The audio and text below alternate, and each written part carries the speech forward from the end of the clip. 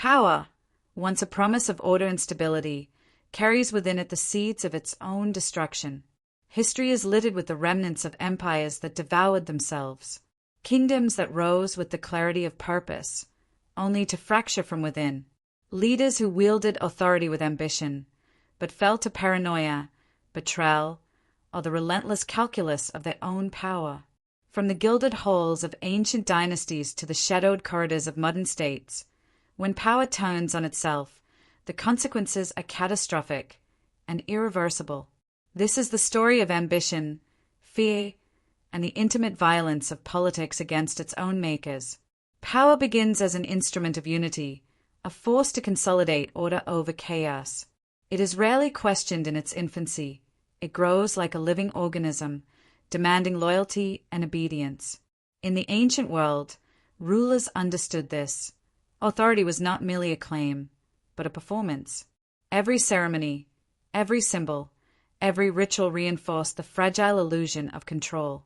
Yet the seeds of self-destruction are often sown at the very moment a state achieves its greatest strength. History shows us that the more absolute the authority, the more vulnerable it becomes to the very human flaws of its holders: pride, fear, and ambition unchecked by principle or law. The Persian Empire, at its height, commanded lands stretching from the Indus to the Aegean. Its kings were worshipped as near-divine figures, yet the empire's grand structure masked fractures invisible to those who walked its marble halls. Governors in distant provinces grew ambitious, the succession uncertain, the fear of betrayal omnipresent. In the end, the empire was not destroyed by foreign invasion alone, but by a system so rigid, yet internally fragile, that it could no longer withstand the ambitions of men within. Every ruler relies upon counsel, yet history demonstrates the peril inherent in those closest to power. Advisors, generals, and ministers possess intimate knowledge of the mechanisms of authority, and thus the means to manipulate them. What begins as guidance can twist into subversion. What begins as loyalty can decay into betrayal. In the courts of the Roman Empire, emperors feared their own shadows. Senators, generals, and even family members plotted quietly, carefully, calculating every word, every gesture, every rumor.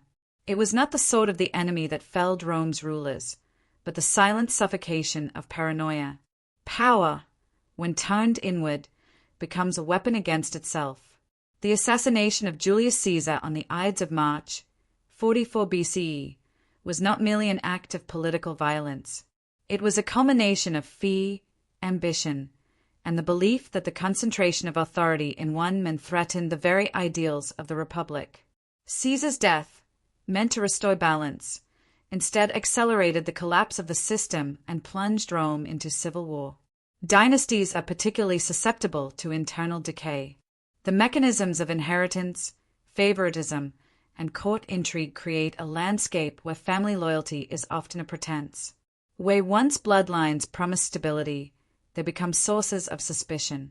Sibling rivalry, jealous heirs, and ambitious consorts all conspire to destabilize even the most seemingly impregnable throne. The story of the Ottoman Empire provides a chilling example. Within the opulent Topkapi Palace, sultans contended with a system that institutionalized suspicion. Princes were imprisoned, sometimes executed, to prevent challenges to the throne. Mothers vied for influence, advisors manipulated outcomes, and the sultan himself was often isolated, paralyzed by fear. Here, power did not merely resist external threats, it consumed itself from within. Even when rulers survived the intrigues of their courts, power's internal fragility manifests in the form of rebellion. When authority becomes unresponsive to the governed, when fear and oppression replace vision and justice, the very structures of state turn into instruments of resistance. The French Revolution demonstrates the catastrophic consequences of such internal pressures. Centuries of royal absolutism, economic mismanagement, and social inequities created a pressure cooker within which the monarchy could not endure. Yet it was not foreign armies that first dismantled the crown. It was the king's own system, rigid, corrupt, and unyielding, that imploded from within. In the modern era, the dynamics of power remain remarkably consistent. Authoritarian regimes crumble not always at the hands of external forces, but through internal divisions, elite rivalries, and the erosion of trust. From coups in Latin America to palace intrigues in the Middle East, the lesson is clear. Power, left unchecked and isolated, inevitably breeds its own undoing. Leaders surrounded by yes-men, insulated by bureaucracy, and blinded by fear become instruments of their own demise. Their decisions, once strategic, turn reactive. Their enemies multiply not in foreign capitals, but within the walls of their own palaces, ministries, and security councils. What does it mean for a state when power turns inward? It means paralysis, mistrust, and ultimately, chaos. Decision-making falters, resources are misallocated, and the energy that once projected strength now fragments into suspicion and fear. The collapse of the Soviet Union illustrates this phenomenon. Years of bureaucratic stagnation, elite infighting, and ideological rigidity left the state brittle. Authority no longer commanded respect or obedience. It inspired cynicism and subversion. The institutions designed to sustain power instead became instruments of their own destruction. History does not repeat, but it rhymes. Every empire, kingdom, or state that has imploded from within offers a lesson in the peril of power concentrated without accountability. Authority, unchecked, inevitably turns on itself. Stability requires not only strength but transparency, not only loyalty but accountability, not only fear but respect.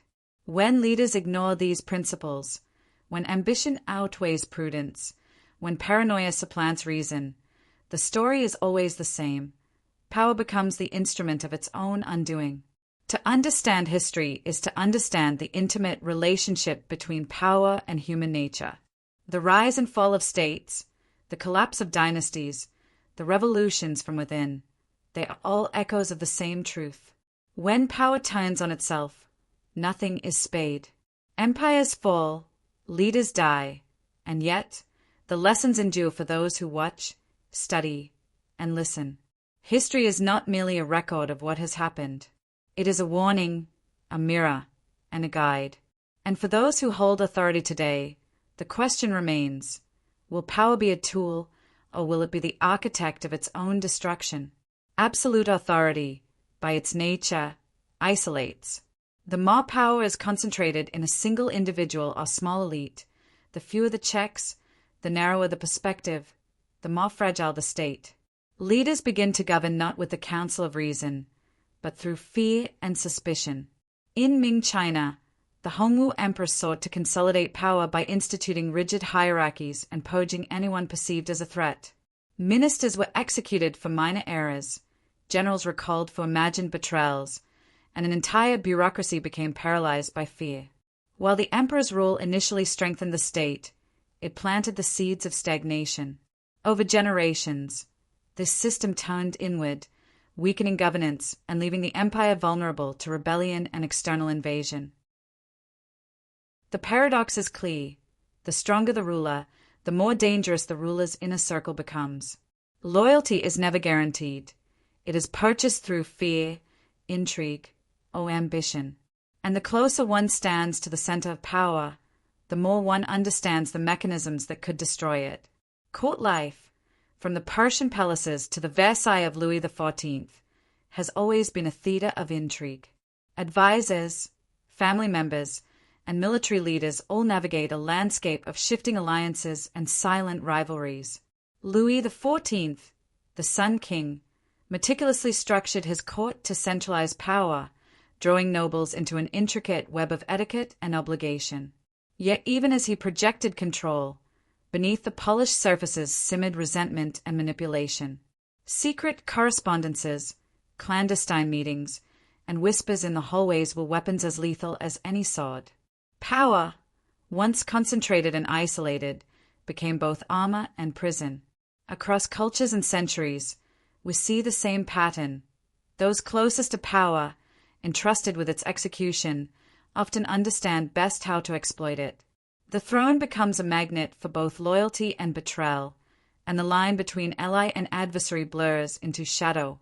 Fear is one of the most potent tools of control, and one of the most corrosive.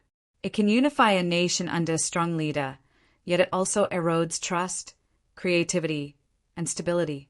History repeatedly demonstrates that rulers who rule through fear risk turning their own machinery of authority against themselves. Joseph Stalin's Soviet Union provides a stark illustration.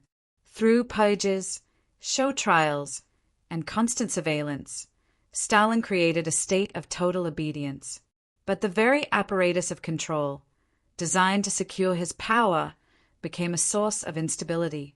Trusted lieutenants were eliminated, policies mismanaged, and paranoia replaced reason. By turning fear inward, Stalin ensured that no one, including himself, was safe from the destructive consequences of the system he had built. Power, in its most absolute form, contains the seeds of its own unraveling. And nowhere is this more evident than in the tension between fear and trust, the delicate balance that, once broken, accelerates decay. The internal collapse of power is rarely a single moment. It is often a slow decay, accelerated by economic mismanagement and systemic inefficiency. Resources, misallocated or hoarded, create pressure points within society. Ambition and corruption divert wealth, leaving institutions unable to respond to crises. The fall of the Ottoman Empire illustrates this vividly. While armies marched and borders fluctuated, internal fiscal mismanagement and nepotism eroded state capacity. Provincial governors grew semi-autonomous, collecting taxes for themselves. The central authority, distracted by internal rivalries and threats, could no longer project power effectively. The empire, once feared and admired, gradually fragmented, not solely from foreign invasion, but from its own internal weaknesses. Economic collapse, like political betrayal, is rarely visible until it is too late. The machinery of the state continues to operate, even as the foundations beneath it crumble.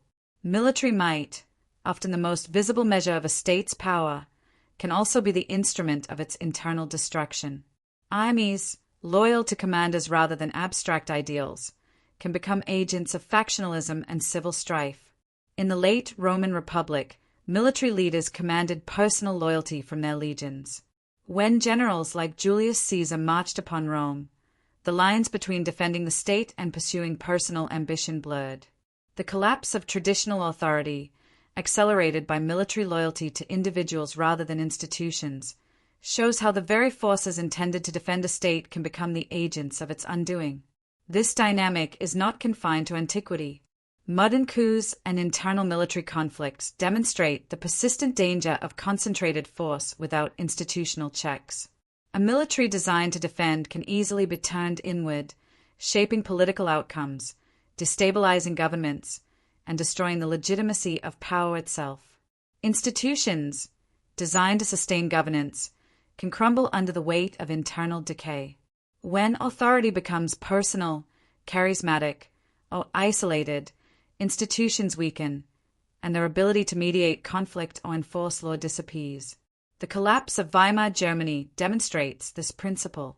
Political institutions, though formally democratic, were ill-prepared to withstand the pressures of economic crisis, public unrest, and extremist factions. As power concentrated in the hands of the Chancellor and his allies, institutional safeguards eroded. Ultimately, the state's own mechanisms failed, leaving space for authoritarianism to rise from within. History consistently shows that the health of institutions is the first casualty when power turns inward. Without functional systems, authority relies on coercion, fear, and improvisation, all inherently unstable foundations for lasting governance. One of the most enduring catalysts of internal collapse is the question of succession. Empires built over generations often falter when the chain of authority becomes contested or unclear. Ambiguity invites ambition, suspicion, and rivalry, turning bloodlines into battlegrounds. The Mughal Empire, once a symbol of wealth, architectural genius, and centralized governance, became fractured through succession struggles. Princes vied not for ideology or public service, but for personal dominance. Fraternal rivalry turned lethal. Alliances shifted like sand. The throne itself became a prize whose pursuit demanded violence and treachery. What had been a symbol of unity now became a source of fragmentation. Similarly, the Byzantine Empire endured centuries of internal turmoil fueled not by foreign invasion, but by disputes over succession.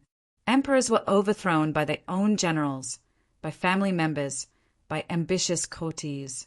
Each internal upheaval drained resources, sapped morale, and destabilized the state, leaving it vulnerable to external pressures that might otherwise have been contained. Succession crises reveal a simple truth. The more concentrated power is in a single figure, the more fragile the system becomes when that figure's authority is questioned. The very mechanisms designed to secure continuity often accelerate collapse. In modern history, ideology has often become the instrument through which power turns inward. Leaders wield dogma not only to inspire, but to control, purging dissent and reshaping society to fit a vision. Yet the zeal that reinforces authority simultaneously destabilizes it, creating a state of perpetual internal threat. Stalin's Soviet Union offers a stark example. Ideology justified the elimination of perceived enemies of the people, a term so broad it encompassed friends, allies, and once trusted officials. Every campaign of ideological purity further isolated the leader, eroded institutional capacity, and generated fear so pervasive that the machinery of the state operated less on efficiency than on self-preservation. Mao Zedong's China during the Cultural Revolution echoed this pattern. Fervent revolutionary ideology fueled purges across every layer of governance and society. Teachers, officials, and intellectuals were denounced, imprisoned, or executed. The very institutions meant to administer the state became instruments of chaos, consumed by paranoia and factional conflict. In these cases, ideology did not merely serve power, it defined the self-destructive trajectory of power itself, forcing the state to turn against its own foundations in the pursuit of an absolute vision. Internal revolt is the inevitable consequence when power becomes unresponsive or predatory. The moment authority turns inward, alienating those it governs, the structures meant to protect the state become targets of rebellion. The French Revolution was a cataclysm not born solely from external threat, but from internal corruption and inequality. Centuries of aristocratic privilege, economic hardship, and political inertia created a pressure that the monarchy could no longer contain. The king's own institutions, tax offices, courts, bureaucracies, were instruments of alienation. The revolt was, in a sense, the state consuming itself, as centuries of power and authority unraveled from within. Similarly, the Russian Revolution of 1917 emerged from decades of internal decay. The Tsarist government, isolated from public sentiment, failed to address economic crises, social inequities, and war fatigue. The machinery of governance, once robust, could not respond. The result was civil war and revolution, an eruption of force not imposed externally, but generated by the internal contradictions of power itself. Revolt is the echo of self-inflicted weakness, the culmination of fear, incompetence, and mistrust, amplified until authority collapses under its own weight. Across continents, cultures, and centuries, the story repeats. From the courts of Persia to the dynasties of China, from the republics of Rome to modern authoritarian regimes, the internal fragility of power manifests in remarkably consistent patterns. In Africa, kingdoms such as the Mali Empire experienced internal disputes over succession, resource allocation, and military command, which weakened centralized authority and opened avenues for external encroachment. In Europe, medieval kingdoms often suffered repeated civil wars triggered not by invasion, but by rivalries within royal households or between nobles. Even in contemporary states, the mechanisms of internal decay remain visible. Elite infighting, bureaucratic stagnation, and the concentration of power in the hands of the few generate instability, eroding legitimacy and leaving the state vulnerable to both internal and external crises. History offers these lessons not as mere chronicles, but as warnings. The patterns are clear: centralized power without accountability, fear without trust, and authority without institutional resilience are the prelude to collapse. In the 21st century, the fragility of internal power is no less relevant. Governments insulated from public scrutiny, elites detached from accountability, and systems dominated by fear risk repeating the failures of the past. Military coups in parts of Africa and Latin America, political purges in Asia, and bureaucratic gridlock in democratic states all illustrate that the mechanics of self-destruction remain unchanged. Modern technology amplifies both the reach and the risk. Surveillance, media control, and centralized communication can consolidate authority, but they also magnify dissent, expose hypocrisy, and accelerate internal fracture. Power turned inward today can collapse faster, with consequences magnified in scale, visibility, and impact. The lesson of history is persistent. When power isolates itself, it sows the conditions of its own destruction, regardless of century, continent, or culture. Not all states succumb entirely. Some survive internal collapse through reform, reconciliation, and institutional renewal. The post-war reconstruction of Japan, the recovery of post-Soviet states, and the re-establishment of democratic institutions in fractured societies illustrate that collapse can be mitigated if lessons are heeded. Survival requires humility from those in authority, engagement with citizens, and a commitment to rebuild institutions rather than concentrate power further.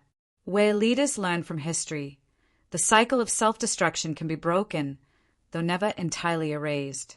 The potential for resurgence exists, even amid the shadows of past failure. Yet these recoveries are rare. History is littered with examples where collapse left scars too deep to overcome, leaving only ruins, fragmented societies, and cautionary tales. Power, in every age, carries within it a paradox. It promises stability, but harbors destruction. It inspires loyalty, but breeds fear. It commands obedience, yet tempts betrayal. When power turns inward, the results are inevitable: paralysis, distrust, and collapse. The stories we have traced, from ancient empires to modern states, serve as both warning and mirror. Authority, unchecked and isolated, becomes a force of self-destruction. Institutions falter, loyalty fractures, and fear becomes both weapon and prison. Yet the lesson is not despair. Understanding history, reflecting on its patterns, and designing systems resilient to human flaws offers a path toward stability. The rise and fall of states, the cycles of ambition, betrayal, and collapse remind us that power is never absolute, and its preservation demands constant vigilance. History does not repeat, but it echoes. And for those who hold authority today, the question endures: will power be a tool for growth, or will it become the architect of its own demise? As authority consolidates, leaders often become prisoners of their own power. Paranoia replaces judgment. Advisors are scrutinized, family members are suspect, and even allies are monitored as potential threats. Isolation becomes both a shield and a cage. King Henry VIII of England exemplifies this dynamic. His court, once vibrant with counsel and debate, became dominated by suspicion. Those close to him lived in constant fear of accusation and execution, as Henry sought to secure his line and eliminate perceived threats to his authority. The machinery of governance, designed to enforce order, was instead twisted into an instrument of control and repression. Isolation magnifies every flaw. Decisions become reactive, counsel is ignored or distorted, and the ruler loses touch with reality. When power turns inward, the mind itself becomes a battlefield, and the state becomes a reflection of that internal unrest. Internal factions are the invisible fault lines beneath the surface of every state. Whether motivated by ideology, ambition, religion, or personal grievance, factions turn the instruments of governance into arenas of conflict. During the late Mughal Empire, provincial governors operated semi-independently, forming alliances and rivalries that undermined central authority.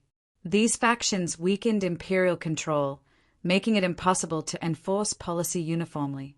In many cases, the central government could not distinguish friend from foe, leaving the empire vulnerable to both internal revolt and foreign incursion. Factions are not always overt. They manifest in whispers, patronage networks, and subtle resistance.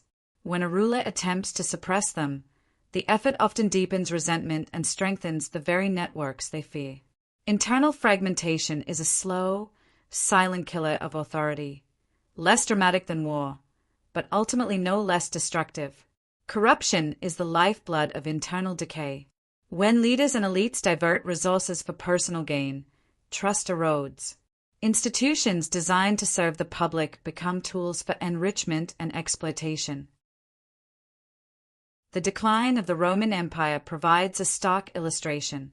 Tax collection became a burden on the citizenry, while officials siphoned resources for personal enrichment. Soldiers were underpaid, infrastructure crumbled, and the legitimacy of the state faltered.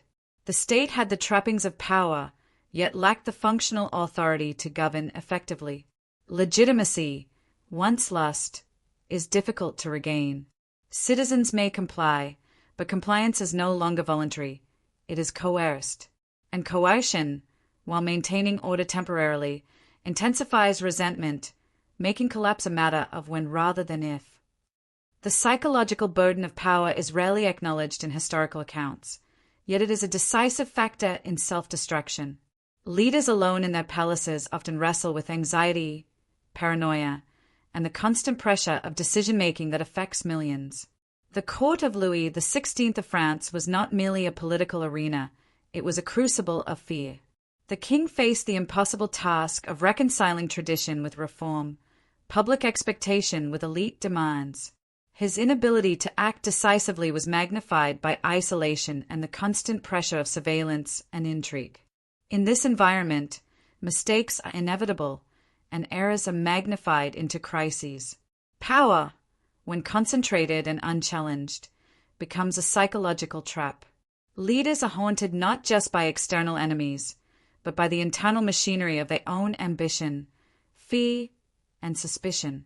Ideology magnifies the risks of inward-turned power.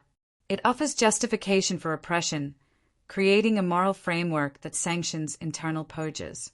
Yet, the rigidity of dogma blinds leadership to reality, making flexibility and reason subordinate to ideology. The Khmer Rouge in Cambodia illustrates this brutal dynamic. Ideological purity became the standard by which friends, colleagues, and even family members were judged. The state, in service of ideology, destroyed itself systematically, erasing intellectuals, administrators, and skilled workers, leaving the machinery of governance in ruins. The pursuit of an ideal turned into self-destruction, demonstrating the lethal consequences of inflexible ideology. Across centuries and continents, the patterns are unmistakable. Absolute authority, succession crises, paranoia, factionalism, corruption, ideological rigidity. These elements recur in every case of internal collapse. The echoes of the past resonate in modern governance, reminding us that human ambition and fear, left unchecked, have predictable consequences. History is not a linear story. It is a cyclical mirror, reflecting both the brilliance and the flaws of those who wield power. To study it is to study ourselves, our institutions, and the fragile architecture of authority. The turning of power against itself is, at its core, a human story. Ambition, fouet, pride, and loyalty interact in ways that are timeless. Leaders, despite knowledge and intelligence, are subject to the same impulses that have shaped human societies for millennia. The rise and fall of states, the purges, revolts, and betrayals, they are not anomalies. They are the natural outcome of concentrated authority interacting with imperfect human nature. Understanding these forces is essential not to assign blame, but to anticipate, mitigate, and design governance capable of withstanding them. The lessons of history are stark. Concentrated authority, unchecked power, and isolated leadership inevitably generate crises from within. Institutions, transparency, and accountability are not abstract ideals. They are survival mechanisms. States that thrive are those that internalize these lessons. They build robust systems, distribute power, and cultivate trust between rulers and the ruled. When these lessons are ignored, collapse is seldom avoided. When they are embraced, resilience becomes possible. Power is both creative and destructive. It shapes empires, constructs civilizations, and yet contains within it the seeds of self-destruction. When it turns inward, the consequences are inexorable: isolation, paranoia, betrayal, and collapse. From ancient Persia to modern nation-states, the story repeats. Yet these echoes are not just warnings, they are guides. By studying the intricate dance of ambition, fear, and human nature, we may glimpse the fragile architecture of authority and the lessons necessary to preserve it. Power, ultimately, is a mirror. How it is wielded determines whether it builds or whether it destroys itself. History often remembers the great empires, the Romans, Persians, Ming, Ottomans, but the smaller, overlooked powers reveal the same patterns of internal decay. In these states, the collapse is often swifter, less recorded, but no less instructive. The Kingdom of Aksum in Africa, for example, thrived as a commercial hub, connecting Africa, Arabia, and the Mediterranean. Yet internal rivalries among elites, combined with succession disputes and resource mismanagement, left it vulnerable. The empire's fall was not the result of foreign conquest alone, but of internal fragmentation. Political cohesion weakened, administrative efficiency eroded, and loyalty splintered into competing factions. In Southeast Asia, the Kampa Kingdom experienced repeated internal power struggles. Generals, governors, and royal princes engaged in cycles of betrayal, imprisonment, and assassination. Foreign invasions capitalized on these internal fissures, illustrating the universal principle. Even modest states are destroyed less by enemies than by themselves when internal cohesion fails. The throne is often a stage for the quietest, deadliest battles. While armies clash on fields, many of history's most decisive wars are fought in palaces, through whispers, coded messages, and clandestine alliances. Consider the Joseon dynasty in Korea. Confucian scholars, ministers, and royal princes navigated a delicate balance of power, each move carefully calculated to gain favor or undermine rivals. Intrigues determined the succession of kings, the appointments of officials, and the fate of entire provinces. The machinery of governance itself became a battlefield, a slow-acting poison that weakened the state from within. Similarly, in 18th century India, the Maratha Confederacy illustrates how palace intrigue could undermine a military powerhouse.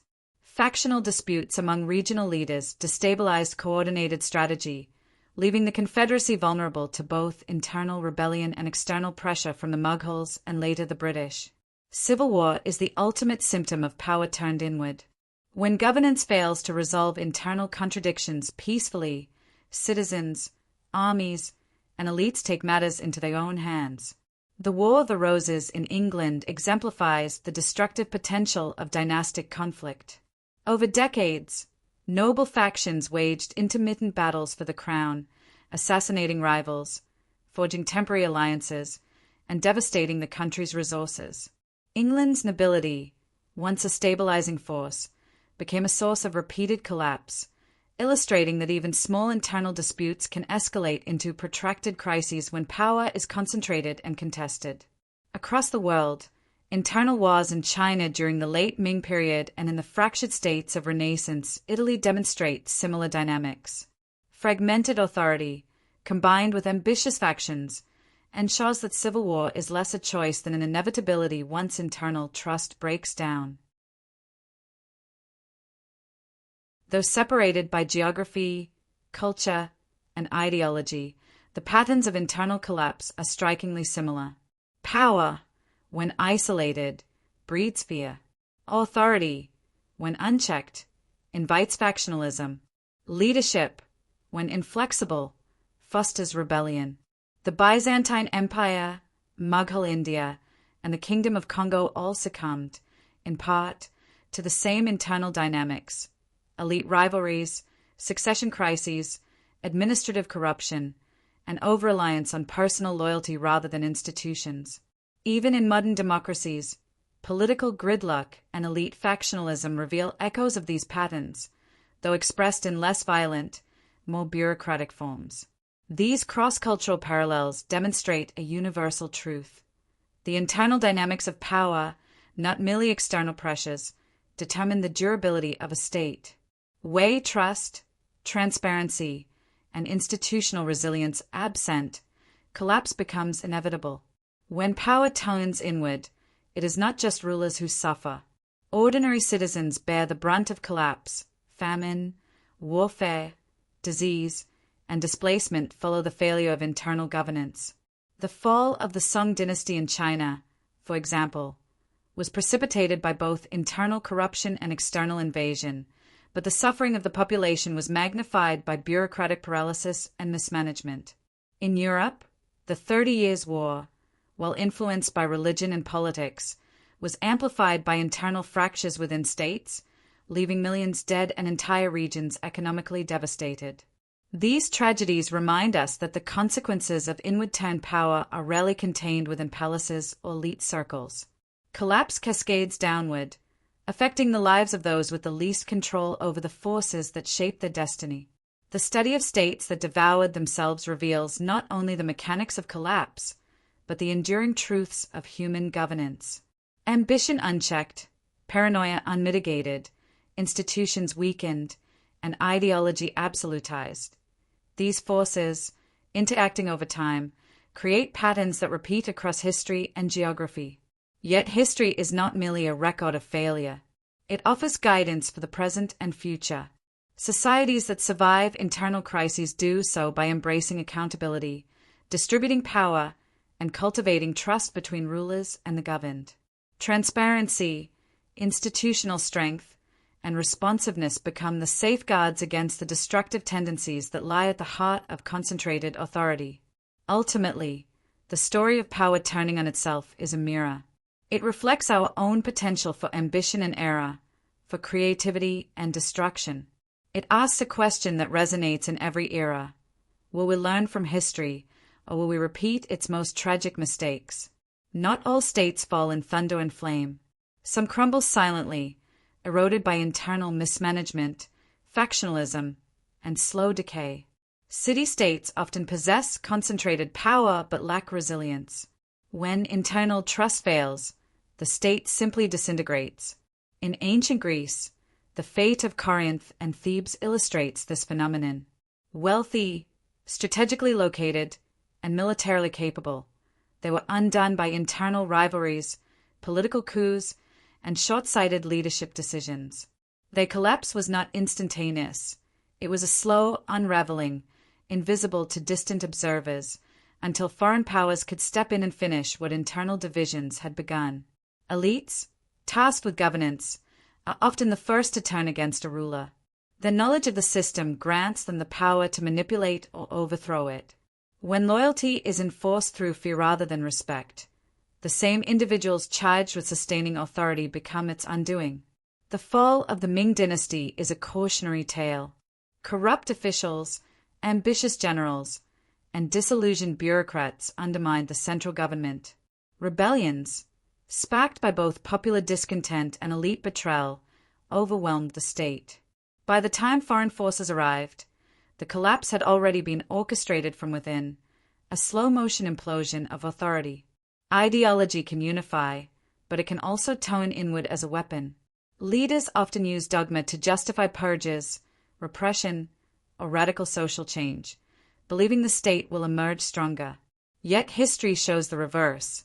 During the Spanish Inquisition, the state's obsession with religious orthodoxy created internal purges that consumed officials, scholars, and citizens alike.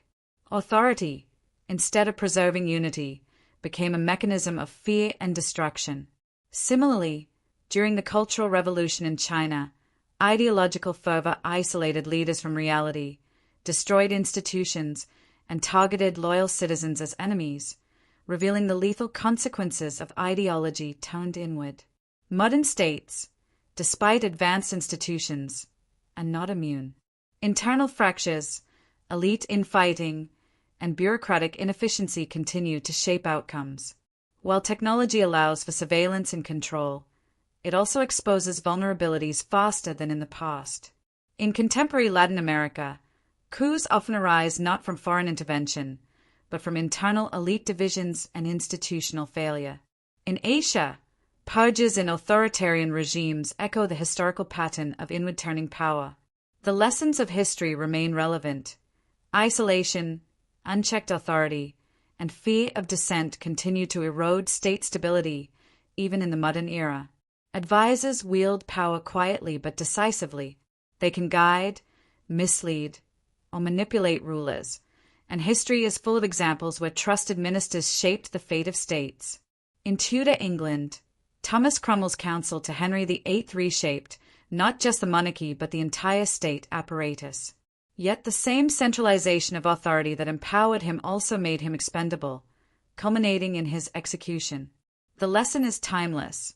The same actors who sustain power can, under shifting circumstances, dismantle it from within. Power is not only political, it is cultural. Societies whose leadership isolates itself often experience a decay of arts, science, and social institutions. When cultural life is suppressed or co-opted by those in power, creativity withers, and cohesion erodes. The fall of the Khmer Empire exemplifies this.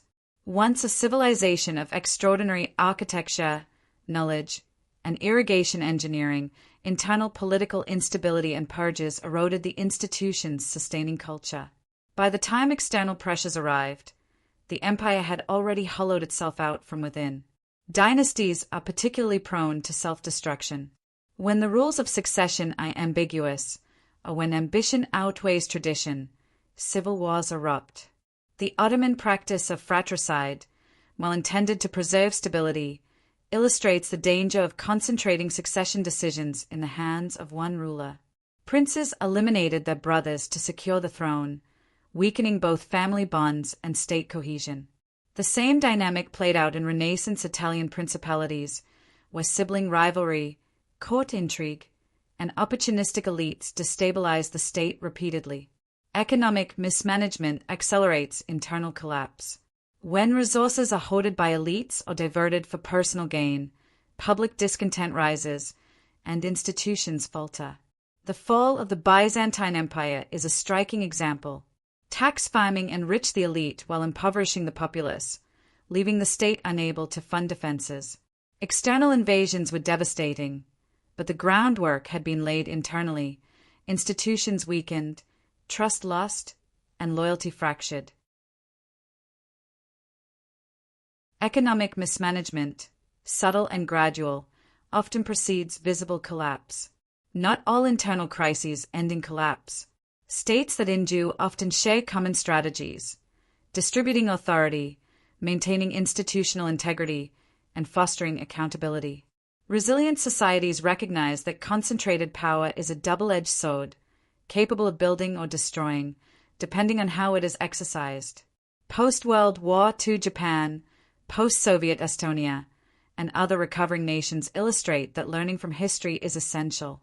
By creating mechanisms to check internal authority, distribute responsibility, and rebuild trust, states can escape the destructive cycles that consumed their predecessors.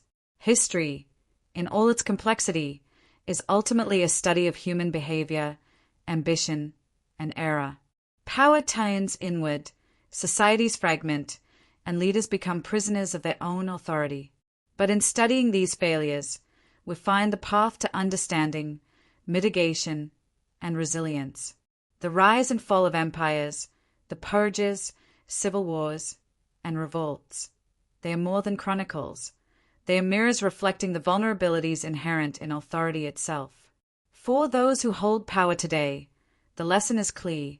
Centralized authority, unchecked ambition, and fear without accountability are a blueprint for self-destruction. Power is a mirror. Its reflection depends on how it is wielded. And the echoes of history remind us, the moment power turns inward, the fate of a state, its people, and its culture hangs in the balance. Power is not wielded solely by kings or generals. It flows through the machinery of bureaucracy. When that machinery becomes corrupt, inefficient, or politicized, it can silently sabotage the very state it is meant to sustain. The later Tang dynasty in China suffered under bureaucratic decay. Officials purchased positions through bribes, policies were delayed or ignored, and communication between central authority and provinces broke down. The emperor, isolated in the palace, was blind to the fragmentation occurring beneath him. By the time rebellions erupted, the state was already hollowed from within. Bureaucracy, when mismanaged, becomes a slow-acting agent of collapse, a quiet, invisible enemy within the walls of the state. Leaders' personal ambitions often dictate the fate of entire societies. Pride, obsession with legacy, and the pursuit of glory can blind rulers to practical realities, creating conditions for self-destruction. Napoleon Bonaparte expanded an empire across Europe, but his obsession with conquest ultimately overextended his resources. His administration became consumed with sustaining his personal vision rather than addressing systemic stability. When power turns inward, it is the ruler's ambitions that often accelerate collapse. History demonstrates that the greater the concentration of power, the more dangerous the personal failings of its holder. One misjudgment, magnified by centralized authority, can ripple outward to affect millions. Religion can unify, inspire, and legitimize rule, but it can also fracture states from within. When leaders manipulate faith to consolidate authority, dissent becomes not only political but heretical, and internal conflict intensifies. The 30 Years' War in Europe began as a religious struggle but became a complex civil conflict fueled by political ambition. The use of faith to justify internal purges, taxation, and military campaigns illustrates how religion can both legitimize power and hasten its destruction. Similarly, in the Fatimid Caliphate, internal divisions over religious interpretation weakened central authority, leaving the state vulnerable to external attacks. Faith, manipulated as a tool of power, can turn inward, destabilizing those who wield it. Empires often collapse not because of external enemies alone, but because they stretch beyond their capacity to govern effectively. Overreach strains resources, creates resentment, and exposes internal weaknesses. The Roman Empire, at its height, faced logistical, economic, and administrative challenges that made its vast territories difficult to control. When internal crises emerged, succession disputes, corruption, and elite factionalism, the state's overextended infrastructure accelerated collapse. Power, turned inward, exploits the vulnerabilities created by ambition and expansion. Overreach is not merely a strategic error, it magnifies internal tension, making self-destruction more likely. Information, or the lack thereof, shapes the course of internal collapse. Leaders isolated by secrecy or misled by false intelligence make catastrophic decisions, undermining their own authority. During the fall of the Byzantine Empire, misinformation and flawed reports from provincial governors created confusion in Constantinople. Decisions based on incomplete or falsified intelligence led to military failures, mistrust among elites, and ultimately, the empire's vulnerability to external conquest. Internal collapse often begins in the mind of a ruler, distorted by secrecy, manipulation, and miscommunication. When power turns inward, clarity becomes impossible, and the machinery of governance falters. Internal collapse often invites opportunists, those willing to exploit weakened authority for personal gain. Rebellion rarely arises spontaneously. It emerges when elites sense the state's vulnerability. The late Abbasid Caliphate demonstrates this clearly. Governors and generals, once loyal, carved out autonomous regions, amassing power at the expense of the central authority. Revolts, encouraged by internal weakness, were more destructive than external attacks, illustrating how self-inflicted fractures open the door to chaos. Alliances, while essential to survival, are fragile when internal trust erodes. States dependent on external partnerships often fail when internal cohesion breaks down, as loyalty becomes unreliable. During the Warring States period in China, alliances were constantly shifting. Internal mistrust and court intrigue made even strategic partnerships unstable. States fell not because they lacked military strength, but because internal disunity made coordinated defense impossible. When power turns inward, even allies cannot compensate for the fragility of the state itself. Across time and geography, one lesson emerges. Governance cannot survive on fear, ambition, or centralized authority alone. Durable states balance power, cultivate accountability, and maintain trust between rulers and the governed. The reconstruction of post-war Europe, the re-establishment of democratic institutions in post-authoritarian nations, and the survival of long-standing republics demonstrate that resilience is possible, but only when historical lessons are internalized.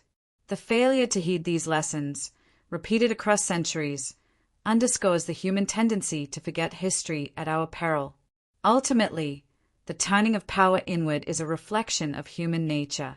Ambition, fear, pride, and insecurity drive decisions, often overriding reason and foresight. Leaders, despite intelligence and insight, remain subject to the same flaws that have undone empires for millennia. The cycles of rise and fall are not anomalies. They are the predictable consequence of human behavior magnified by concentrated authority. To understand these patterns is to understand the core dynamics that shape history itself. History is a mirror. The rise and fall of empires, the purges, revolts, and internal decay, they are not just chronicles of the past. They are warnings, guides, and reflections of the fragile architecture of power. When authority turns inward, the machinery of the state becomes its own adversary. Institutions falter, trust erodes, and fear replaces loyalty. The lessons of history are clear. Only through accountability, transparency, and the distribution of power can societies hope to escape the destructive cycles that have consumed so many before them. Power is a mirror. Its reflection depends on how it is wielded, and the echoes of history remain. When power turns inward, the fate of nations, leaders, and citizens hangs in the balance. History remembers the great empires, but countless smaller states collapse quietly, leaving only traces in the archaeological record. The Kingdom of Benin, in pre-colonial Africa, thrived for centuries through trade, military skill, and centralized governance. Yet internal disputes among nobles, succession disputes, and administrative overreach eroded the cohesion that sustained it. By the time external powers arrived, the kingdom was vulnerable, not solely due to conquest, but because it had already begun to fracture from within. The silent collapse of these states teaches us that internal fragility often precedes external pressure. Power turned inward is invisible until the structures it supports begin to crumble. Personal accounts from the courts of kings and emperors reveal the human side of power's inward turn. Diaries of Qing dynasty officials, letters from French courtiers, and confessions of Mughal ministers all recount fear, suspicion, and betrayal. Officials write of sleepless nights, paranoia about rivals, and the burden of serving a ruler who trusted no one. These texts reveal a recurring theme. Those closest to power see both its brilliance and its fatal flaws. When authority isolates itself, even loyal hands tremble, knowing that the machinery they serve may one day turn against them. Corruption rarely destroys states in a single blow. It acts like a slow poison. When wealth, resources, and authority are diverted for personal gain, institutions weaken. Laws are ignored, tax collection falters, and social trust erodes. In the late Byzantine Empire, provincial governors enriched themselves at the expense of the populace. Military pay was delayed, fortresses fell into disrepair, and famine spread. External invaders capitalized on these weaknesses, but the state had already begun to decay from within, a reminder that corruption is often the first step toward collapse. Armies can defend, but they can also dismantle. Generals who owe loyalty to themselves or their troops rather than the state can accelerate internal collapse. In the late Roman Republic, generals like Julius Caesar commanded legions more loyal to them personally than to the Senate or state. When Caesar crossed the Rubicon, it was not just a military maneuver, it was the manifestation of internal fracture. The state, designed to function collectively, became hostage to individual ambition. Military loyalty, unchecked, becomes both a sword and a mirror, reflecting the weaknesses of centralized authority. Behind every ruler stand advisors and ministers whose counsel can shape destiny. Yet when ambition, fear, or deception guide them, the state becomes a theater of silent destruction. Thomas Cromwell in Tudor England illustrates this dynamic. His guidance strengthened Henry VIII's rule but also made Cromwell a target. Advisors can be pillars or agents of collapse, depending on the shifting tides of trust, loyalty, and ambition. When power turns inward, the advice that once sustained it can accelerate its downfall. Collapse rarely affects rulers alone. Popular and elite revolts arise when authority fails to balance fear with legitimacy. Ordinary citizens, taxed and oppressed, rebel. Elites, sensing vulnerability, exploit chaos for personal gain. The peasant revolt of 1381 in England, while small in scale, revealed the fragility of a state that relied on coercion rather than consent. Similarly, in 17th century Japan, internal uprisings forced the shogunate to restructure its governance, illustrating how even disciplined states can falter when power becomes inwardly focused. Ideology unites, but it can also consume. Leaders who weaponize belief against perceived internal enemies often accelerate their own destruction. During the Khmer Rouge era, ideological purity became the measure of loyalty. Citizens, bureaucrats, and even loyal party members were eliminated for failing to meet impossible standards. The machinery of governance, designed to maintain authority, became an instrument of self-destruction. Ideology, when turned inward, can destroy both the state and the society it claims to protect. Power is a psychological crucible. Leaders isolated at the top face the weight of decisions affecting millions. Anxiety, paranoia, and indecision can distort judgment. Louis XVI, confronted with revolutionary pressures, struggled not only with external crises but with internal uncertainty, indecision, and fear. Decisions delayed or miscalculated can tip states from stability into chaos. The closer a ruler is to absolute authority, the more personal weaknesses become national crises. Economic instability often mirrors internal political decay. Mismanagement of resources, hoarding, and elite enrichment create social tension, weakening trust in governance. The late Ottoman Empire struggled to maintain finances while elite corruption drained the treasury. Soldiers went unpaid, infrastructure decayed, and famine struck. When authority turns inward, economic systems crumble, and collapse becomes inevitable. The study of self-destructing states reveals a universal truth. Power concentrated, isolated, and wielded without accountability becomes fragile. Paranoia, corruption, ambition, ideological rigidity, and elite factionalism create predictable patterns of collapse. History repeats not exactly, but it echoes relentlessly. From forgotten kingdoms to great empires, from palace intrigues to revolts, the inward turn of power remains a constant, haunting human civilization. Yet there is hope. States that learn from history, that cultivate institutions, distribute authority, and engage citizens, can withstand the corrosive tendencies of concentrated power. The cycles of rise and fall are not inevitabilities. They are warnings, mirrors, and lessons. Power is a reflection of human ambition and fragility. Its fate, and that of those who live under it, depends on how wisely it is wielded. Power turned inward is not limited to land-based empires. Maritime states, whose strength relies on trade and naval command, are equally vulnerable to internal decay. The Republic of Venice, a mercantile powerhouse, maintained dominance for centuries through diplomacy and naval might. Yet, as internal factionalism intensified, merchant elites prioritized private gain over state security. Corruption in the administration of trade routes and naval command eroded Venice's strategic advantage.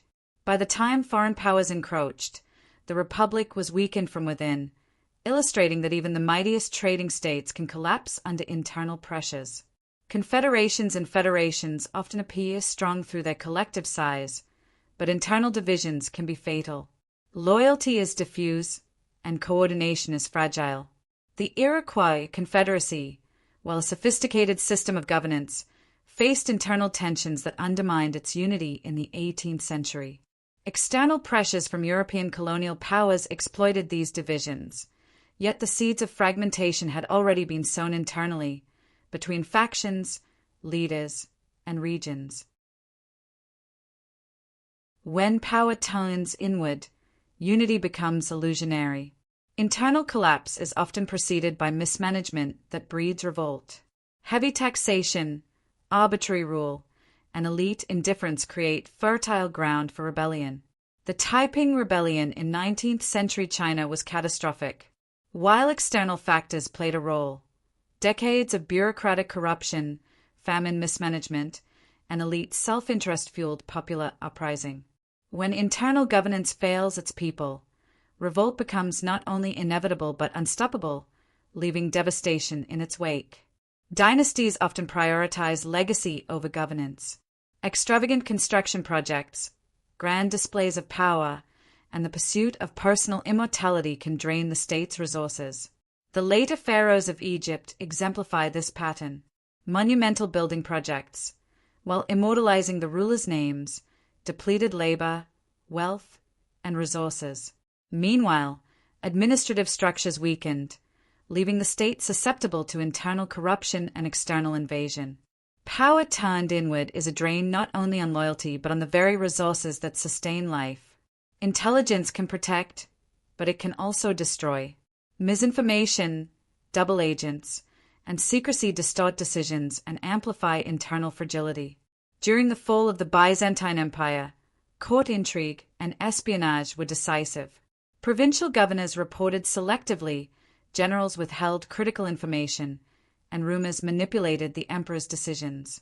The state's collapse was not solely military, it was psychological, bureaucratic, and informational.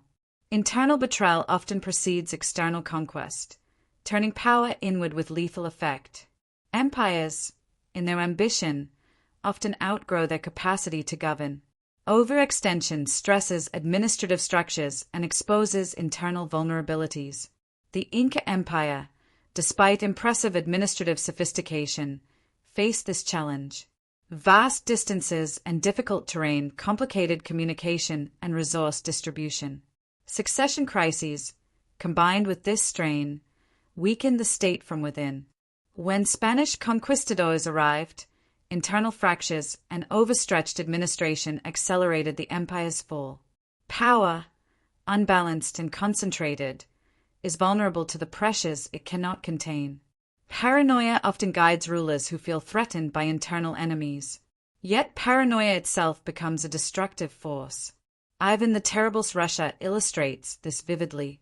His fear of betrayal led to purges of nobles, assassination of perceived enemies, and centralization of power in the Tsar alone. What was intended to strengthen authority instead eroded governance, destabilized succession, and weakened the state. Paranoia, when institutionalized, accelerates self-destruction. Ideology often justifies internal purges and radical reform, but when applied without moderation, it becomes self-destructive. The French Revolution, initially driven by ideals of liberty and equality, consumed its architects. Leaders turned on allies, radicals executed moderates, and paranoia fueled a cycle of terror. By the time external threats emerged, France had already hollowed itself from within, showing that ideology can devour the state that nurtures it. Beyond great empires, smaller or overlooked powers reveal equally important lessons. The Kingdom of Congo, the sultanates of Southeast Asia, and city-states in the Americas demonstrate that no state is immune to the inward turn of power. Internal distrust, elite ambition, and mismanagement precipitate collapse in ways that are universal, transcending geography, culture, or size. History teaches that the mechanisms of self-destruction are consistent across contexts. History is more than chronology. It is a mirror reflecting the fragility of authority, the ambitions of rulers, and the vulnerabilities of institutions. When power turns inward, the machinery of the state becomes its own enemy. The rise and fall of empires, revolts, purges, civil wars, and palace intrigues are not isolated anomalies. They are recurring patterns, echoed across centuries and continents. The lesson is enduring. Concentrated, isolated, and unchecked power inevitably invites collapse. Yet there is hope. Societies that distribute authority, cultivate accountability, and nurture trust can survive the corrosive tendencies of power. History does not dictate destiny. It illuminates the choices that determine survival or self-destruction. Power is a mirror. Its reflection is shaped by the wisdom, or folly, of those who wield it.